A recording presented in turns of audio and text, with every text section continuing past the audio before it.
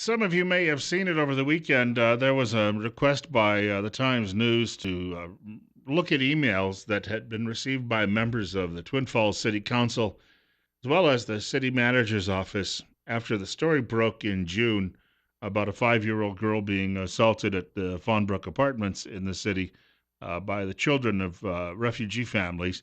And the story, of course, in the beginning, got a lot of attention nationally. Look, we live in the internet age. You're not going to get away with something like this being just a relatively local story any longer. And because of the passions going on after really the run ins we've seen all over Europe between these cultures as they clash and the growing concerns that could be happening here, naturally, this story got a great deal of attention and it made the Drudge Report and some of the biggest players who are involved in this discussion of this topic around the country have been writing about it ever since, from Michelle Malkin to Pamela Geller. Pamela Geller, as I learned yesterday, is coming to Twin Falls, and she is going to be leading a rally on the local level. We'll talk a little bit more about that in the next few days. And she's one of many, many people coming here to take part in symposiums on this, as well as Brigitte Gabriel coming on, I believe it's August 4th, who'll be speaking on the local level, who has experienced how this really can turn into not just a clash of cultures, but into a life and death struggle in her home country of Beirut when she was a little girl, and her family had to flee after the country disintegrated and the Muslim hordes came pouring into Beirut, Lebanon, which was very much a Christian city at the time, filled with Christian Arabs who were either killed or driven out of their homes as part of what was really one of those early ethnic cleansings. 70 right now. Bill Colley with you on Top Story on News Radio 1310. KLIX and newsradio1310.com. It's 8 minutes after 9 o'clock. And the story mentions that out of these emails, some of them have been very threatening and some of them have been downright nasty that members of the council have been receiving or that the city manager's office has been receiving. But here's the interesting part of all of this. Most of the nastiness comes from outside the area. And I have a working theory on why that happens. Number one, they don't know anybody here, so it's easy to go and make a threat or a veiled threat at somebody you don't know. Let's say easier than if you actually have to see them on the street now and then. And if you're going to the council meetings and you're complaining about all of this, you're not likely going to be engaging in that via email because again, you see these people face to face. On the other hand, after the story was initially reported and it had to be cleaned up on a lot of these websites. It was not the children of Syrian refugees. It was not a rape charge. It was instead a sexual assault, and which is a different degree. There's degrees in crimes, and that's how this happens to work. So there were corrections made on many of these websites around the country, but those corrections lasted about 2 weeks, and then it was as if someone came along and flipped a switch. This is where I get off the train sometimes with the opposition. Somebody came along and seems to have flipped a switch after a couple of weeks, and many of these websites are back to using the word rape and accusing people of a cover-up. Well, again, the children have been charged, and their families have had to move, and it's going through the justice system now. I don't know how you define cover-up. I mean, it's been done pretty much as most of these cases would be done in the area. I go back to this. The frustration among many people in the public was the fact that you had some folks at council, not many, but who wanted to throw kerosene on the fire and immediately start, going back to that knee-jerk, well, it's what the Democrat Party has been doing in this country since the election of Barack Obama. Anyone who disagrees is a racist bigot. Going all the way back to the Tea Party and its run-ins with various Democrats around the country. That has been the Democrat playbook, and it's working on the local level as well, or they're trying to make it work. The problem is it's failing nationally. That's why we have dead police officers all over the streets, for that very reason. And you see many people on the national level in the Democrat Party, after all the bloodshed in the last couple of weeks, who are just essentially running away from their tactic. It's going to take a while, though, before that trickles down to the local level, apparently. But that's what has people upset. And I don't know how you can conflate that with a cover-up. You can say that there are people at City Hall who obviously don't have very good people skills. And that's where the problem therein lies. But I wanted to share that with you because I saw the story yesterday, and it seems to me, and I don't send those kind of emails to people, and I don't think people should be sending those types of emails out, and you could end up in some serious trouble if you do.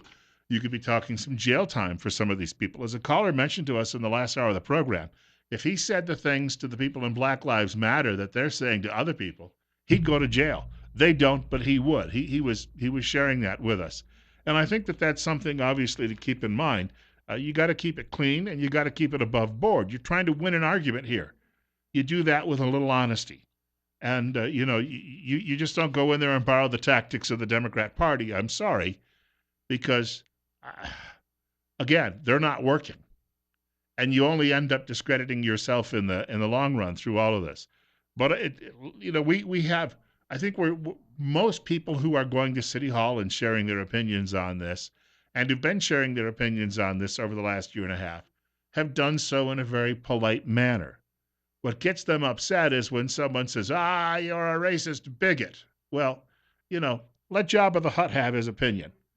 You can ignore it and just go on and, keep your chin up and keep it clean. 13 minutes now after 9 o'clock. Bill Colley with you on Top Story on News Radio 1310 KLIX and newsradio1310.com at 71. We also learned last week that Franklin Graham is going to be coming to Boise on August 10th, I believe it is. He's going to be there for essentially a lunchtime rally outside the state capitol where he's going to be praying for our country. He's doing this in all 50 state capitals. August 10th is a Wednesday, if you didn't know that. So if you're planning on attending this thing, you do have an opportunity to do that. You just simply have to take the day off from work. But that's coming up. Graham has a piece that he wrote over the weekend at USA Today. Too many Muslims among us believe in violence. And he breaks this down. He says the actual number of Muslims are estimated to be just under 3 million in this country. And he said most don't believe in violence. But he goes back to a Pew Research study, and he cites Pew on this, and he says, Pew asked under what circumstances suicide bombings and other forms of violence against civilians is justified to defend Islam. Well, 86% of the Muslims in this country said none of it, which is a good thing. But he broke it down. He says 8% actually believe it is justified and would support it. He says, we're looking then at more than 100,000 Muslim adults living in this country who could justify a suicide bombing in the name of their religion. That, my friends, is why we're concerned. Coming up on 9:15, we have a caller with us. You're up next. You're on KLIX. Yeah, good morning, Bill. There's no doubt that most of these problems are right on the shoulders of Black Lives Matter and Obama, who supports them, and George Soros, who finances them. I mean, Obama can't even say the words radical Islamist. He had a meeting with the Black Lives Matter for 3 hours the other day, yet he's never had any meetings with the cops or the leaders of the cops. But the blame doesn't just end there. The blame has to be, some of the blame has to be on the cops and on the churches, which are saying that they are the proper authority. You had those cops on after the Dallas shooting that said that they were proper authority according to Romans 13:4. If they were proper authority after that verse, they would be proper. They would be operating according to 13:3, which says, "For rulers are not a terror to good work, but to the evil." If we obey the scripture, if we refuse to carry their marks that they devised to show that we serve their God rather than the Almighty, or that we refuse to be unequally yoked together with them or to make covenants with them and with their gods, they'll throw us in jail. They've got to uphold their oath if they want people to have respect for them. Well, do our police officers in this country, are they governed by the Bible or by U.S. law and local law? Well, they say that the Constitution is the law of the land, but it's written in American law that the law of God and the law of the land are one. They both favor and preserve the law of the common good. They are supposed to uphold the law. It's written in their law that God, if ever the laws of God and man are at variance, the former to be obeyed in derogation of the latter. If they want people to respect them, they got to uphold the law. Is there agreement on what the law of God is? I mean, 100% in this country. It was Christian law. That's what which church is founded on. Which church? Which church? No denomination. Well, This there's a lot doesn't of have to do with denominations out there. denominationalism. It has to do with Scripture and God's law. Okay, but again, there's different interpretations of that, right? No, they're not any different That's why interpretations that we're a matter. country governed by Uh, secular law. I mean, give me a break. Are we, like you said with Maxine Bell? We got to call her up every day and remind her that she's got to keep her oath.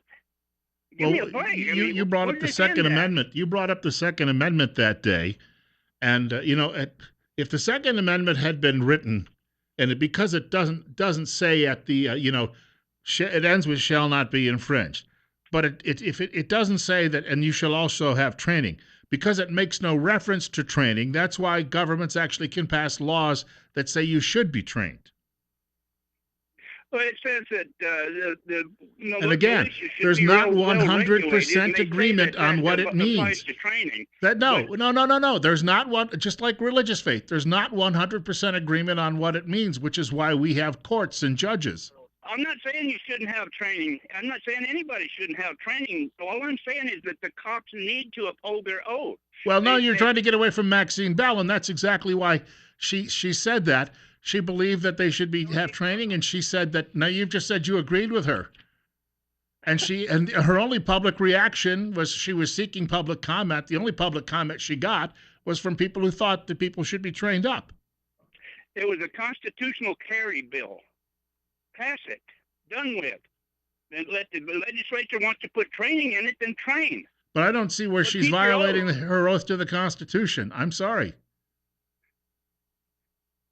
If they don't keep their oath, nobody's going to have any respect for them either way. Okay. Well, depending on what you think the oath is. Apparently somebody else thinks it's something else. Again, that's why we have courts. It's 9:18. Bill Colley with you on Top Story on News Radio 1310. And, of course, if you introduce a huge culture with people of an entirely different religious faith, you're going to get some wildly divergent attitudes about what it all means there, too, as well, which is what the whole point of what I was talking about this segment was trying to nail down.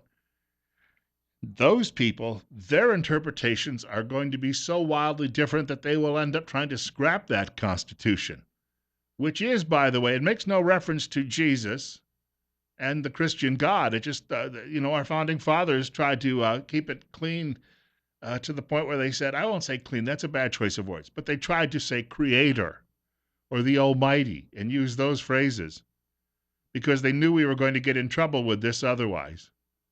Bill Colley with you on Top Story on News Radio 1310 KLIX and newsradio1310.com.